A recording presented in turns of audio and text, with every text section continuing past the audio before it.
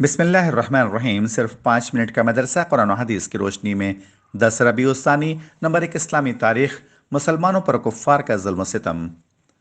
کفار و مشرکین مسلمانوں پر بہت زیادہ ظلم و ستم ڈھاتے تھے اور دین حق قبول کرنے کی وجہ سے ان کے ساتھ انتہائی بے رحمانہ سلوک کرتے تھے۔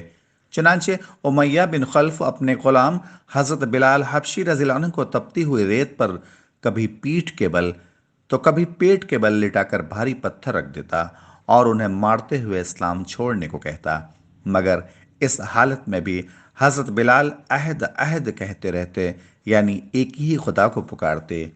اسی طرح حضرت عمار بن یاسر رضی اللہ عنہ اور ان کے والدین جب مسلمان ہوئے تو کفار انہیں بے پناہ تکلیفیں پہنچاتے تھے۔ جب حضور صلی اللہ علیہ وسلم ان کے پاس سے گزرتے تو ان کی حالت زار کو دیکھ کر فرماتے، یاسر کے خاندان والوں صبر کرو، تمہارا ٹھکانہ جنت ہے۔ حضرت عمار بن یاسر کے والد و والدہ کو مشرکین نے تکلیفیں پہنچاتے ہوئے شہید کر ڈالا تھا۔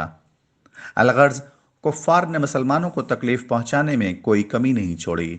غلاموں سے لے کر معزز لوگوں تک کو ستایا گیا، درختوں پر لٹکایا گیا، پیروں میں رسیاں باندھ کر گھسیٹا گیا، پیٹ اور پیٹھ پر پتھر کی تپتی ہوئی سلیں بھی رکھی گئیں۔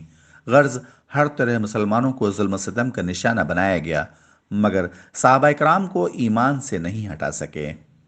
صحابہ نے تمام مصیبتوں کو برداشت کر کے دین حق کو سینے سے لگائے رکھا۔ نمبر 2، حضور صلی اللہ علیہ وسلم کا معجزہ، آپ کے کرتے کی برکت۔ حضرت اسماء بنت ابی بکر رضی اللہ عنہا کے پاس آپ صلی اللہ علیہ وسلم کا ایک کرتا تھا۔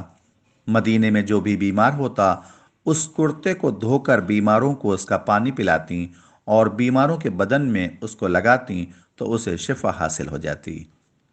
نمبر 3، ایک فرض کے بارے میں، امانت کا واپس کرنا۔ قرآن میں اللہ تعالیٰ فرماتا ہے، اللہ تم کو حکم دیتا ہے کہ جن کی امانتیں ہیں ان کو لوٹا دو۔ فائدہ: اگر کسی نے کسی شخص کے پاس کوئی چیز امانت کے طور پر رکھی ہو تو مطالبے کے وقت اس کا ادا کرنا ضروری ہے۔ نمبر 4، ایک سنت کے بارے میں، محتاجگی و ذلت سے پناہ مانگنا۔ رسول اللہ صلی اللہ علیہ وسلم نے فرمایا، فقر و محتاجگی اور ذلت سے اس طرح پناہ مانگا کرو، نعوذ باللہ من الفقر والقلت والذلت وان نظلم او نظلم۔ ترجمہ: ہم اللہ کی پناہ چاہتے ہیں فقر و فاقہ اور ذلت سے، اور اس سے کہ ہم کسی پر ظلم کریں یا ہم پر کوئی ظلم کرے۔ نمبر 5، ایک اہم عمل کی فضیلت، حلال روزی حاصل کرنا۔ رسول اللہ صلی اللہ علیہ وسلم نے فرمایا، جس نے حلال روزی کھائی اور سنت کے مطابق عمل کیا اور لوگ اس کے ظلم سے محفوظ رہے تو وہ جنت میں داخل ہوگا۔ نمبر 6، گناہ کے بارے میں، شرک کرنے والے کی مثال۔ قرآن میں اللہ تعالیٰ فرماتا ہے، تم صرف اللہ کی طرف متوجہ رہو، اس کے ساتھ کسی کو شریک مت ٹھہراؤ، اور جو شخص اللہ کے ساتھ شرک کرتا ہے تو اس کی مثال ایسی ہے جیسا کہ وہ آسمان سے گر پڑا ہو، پھر پرندوں نے اس کی بوٹیاں نوچ لی ہوں یا ہوا نے کسی دور دراز مقام پر لے جا کر اسے ڈال دیا ہو۔ نمبر 7، دنیا کے بارے میں، دنیاوی زندگی دھوکہ ہے۔ قرآن میں اللہ تعالیٰ فرماتا ہے، دنیاوی زندگی تو کچھ بھی نہیں، صرف دھوکے کا سودا ہے۔ فائدہ: جس طرح مال کے ظاہر کو دیکھ کر خریدار پھنس جاتا ہے، اسی طرح انسان دنیا کی چمک دمک سے دھوکہ کھا کر آخرت سے غافل ہو جاتا ہے۔ اسی لیے انسانوں کو دنیا کی چمک دمک سے ہوشیار رہنا چاہیے۔ نمبر 8، آخرت کے بارے میں، قیامت کس دن قائم ہوگی؟ رسول اللہ صلی اللہ علیہ وسلم نے فرمایا، تمہارے دنوں میں افضل دن جمعہ کا دن ہے۔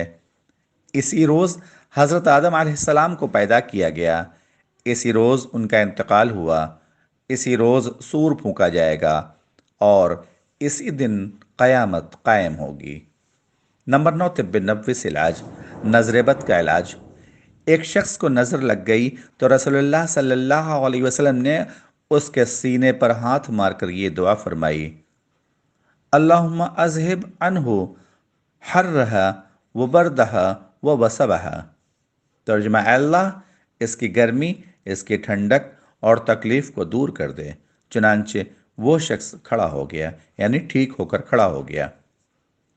نمبر 10، نبی صلی اللہ علیہ وسلم کی نصیحت۔ رسول اللہ صلی اللہ علیہ وسلم نے فرمایا، جب تم میں سے کسی کا کھانا حاضر ہو جائے اور اس کے پیروں میں چپل ہو تو اس کو نکال دے، اس لیے کہ یہ پیروں کے لیے راحت بخش اور سنت بھی ہے۔ خلاصہ، چپل جوتے اتار کر کھانا کھانا چاہیے۔